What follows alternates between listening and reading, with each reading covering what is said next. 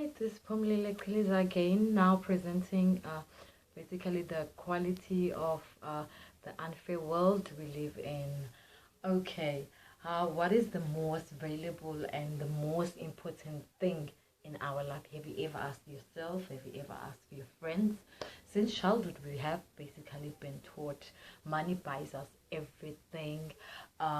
Basically, if you want to dress, you must have money. In order to be able to move forward in life, you must have money.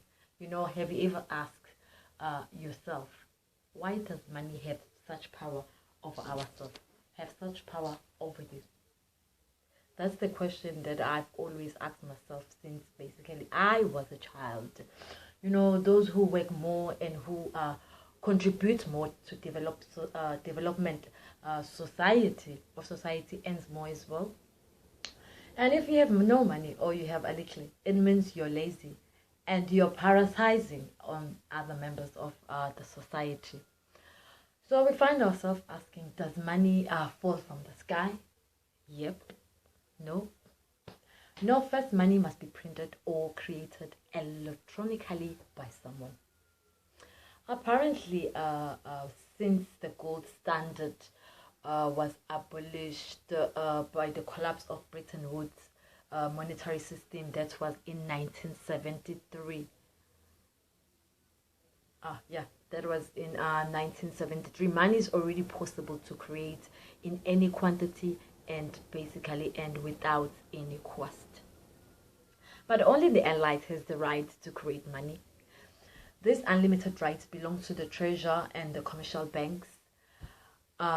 For example, in the United States, I'll make an example there. The fractional ratio for major banks is only like 10%. And if you have $1,000 deposited into your bank, the bank may keep $900, right? As for the purpose for them, they wouldn't even tell you why they will keep that $900, and they won't even ask for your permission.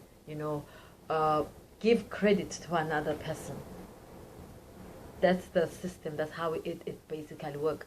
The commercial banks can turn $1,000 cash into 10,000 on all deposits. I'm sure you know about that. I did explain in my previous videos. And so is this activity basically a hard work? But of course, someone has to basically work. It's sure not to be banks spending time, or on money creation, but borrower wearing themselves out in order to pay out the loan, to the bank, which led to debtors collectors or even confiscation of your property. To say, the distribution of duties, it's either some people work for money or basically others they print. Which one would you choose? So how can people change the world for better?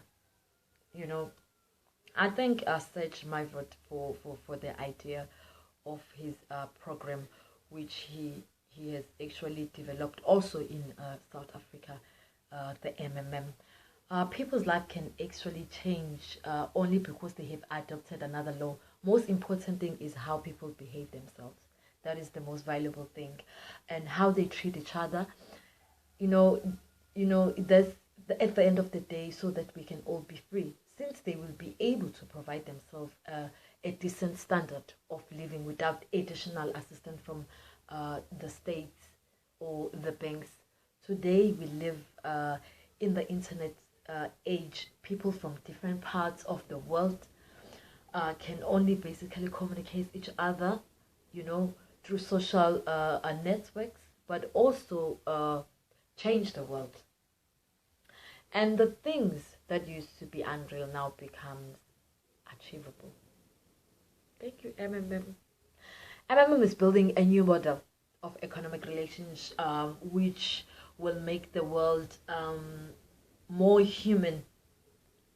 We will achieve it, but the system, it's all gonna depend on our efforts as participants of MMM. Together we change the world, and I'll teach you a little bit about our values. You know, everybody knows that the boat is leaking. Everybody knows that the captain lied. Everybody knows that the war is over. Everybody knows that the good guys basically lost. And everybody knows the fight was fixed. The poor get poor and the rich get rich. That's how it goes. It's just simple as that. Thank you guys. Don't forget to follow me on Facebook. My page is Pumlele Qiliza. I love you loads. Together we change the world. MMM Global is the future. Bye.